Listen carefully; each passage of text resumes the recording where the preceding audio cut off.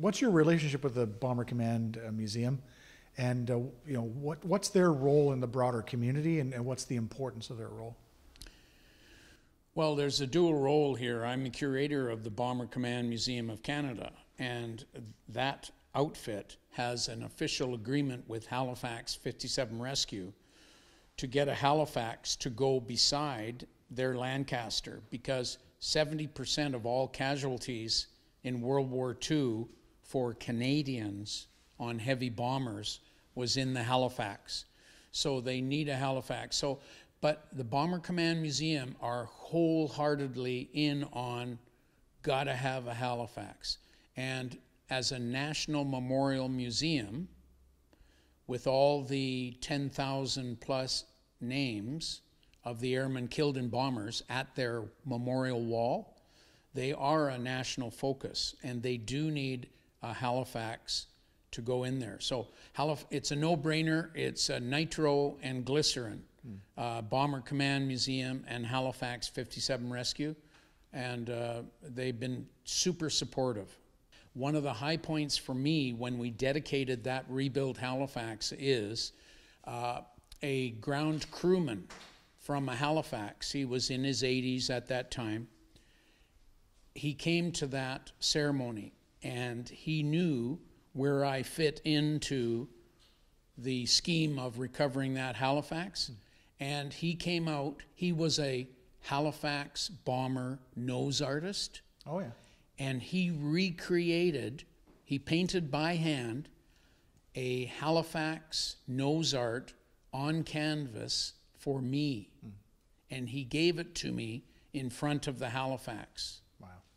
And I remember him, and he walked up to me and he gave me this nose art. And he reached out and he touched my face with his hand, and he said, "Thank you." Very touching. That's and you had no idea that this was going to happen. No, he just handed me this canvas and he said, "Here's my old Halifax, Fangs of Fire." Right. And so I just accepted it, and it was the biggest award I could have had. Right. If we can put together a Halifax for the Bomber Command Museum of Canada, we want to run it. Right. Certainly to run it. Right. So if you could imagine a running Lancaster and a running Halifax together, running all 8 engines, you can't... That'd be brilliant. You can't go better than that. So after the recovery of LW682 and from the bog in Belgium, there was a lot of extra material that was left over. What happened to all that material? Well, I'd sure like to know who was the guy that suggested, let's take all this crushed aluminium from this Halifax and melt it down into ingots. And somewhere, sometime, somehow, somebody's going to want this Halifax combat bomber medal to make statues, plaques, and memorials. And truly, after the burial of the 3 missing airmen, that medal of LW682, the Halifax from the Royal Canadian Air Force, that became the most precious medal of all, because it went into various statues and plaques across Canada. It was used, 800 pounds of that metal ingots was used in the skylight of the Bomber Command Memorial in Green Park, right next to Buckingham Palace. And then at the International Bomber Command Center, we gave them 300 pounds of ingots, and they built a Royal Canadian Air Force plaque right next to their spire that's at their International Bomber Command Center epicenter, as it were. And so I really feel that that is blessed metal that has really become something special. We still have metal left, but I'm so pleased that it could come to fruition like that, that not only could the recovery save the 3 missing airmen, but now the medal has gone around the world. Right, and the essence of those men is wrapped up in that. Most certainly so, yep. But No, it's been a great blessing to be able to build these memorials with actual metal.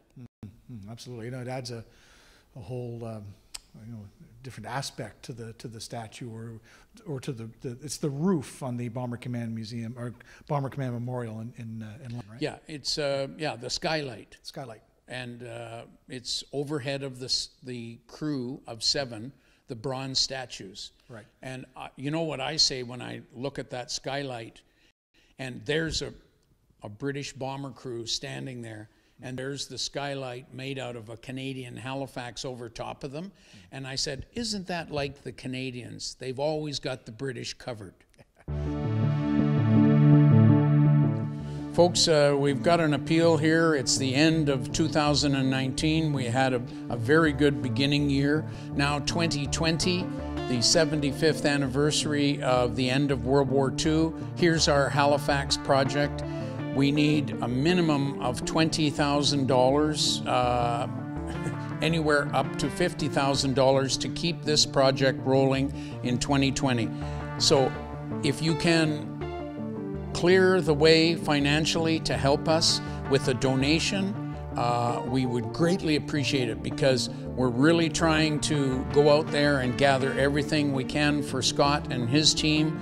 All these parts, all of this, it doesn't grow on trees. We have to pay big dollars, but we're getting everything wholesale operation. It's really an efficient operation. So we're looking for $20,000 to $50,000. How about $100 at a time? So whatever you can give, whatever you can send to fundraiser, to our Halifax project, we'd sure appreciate it.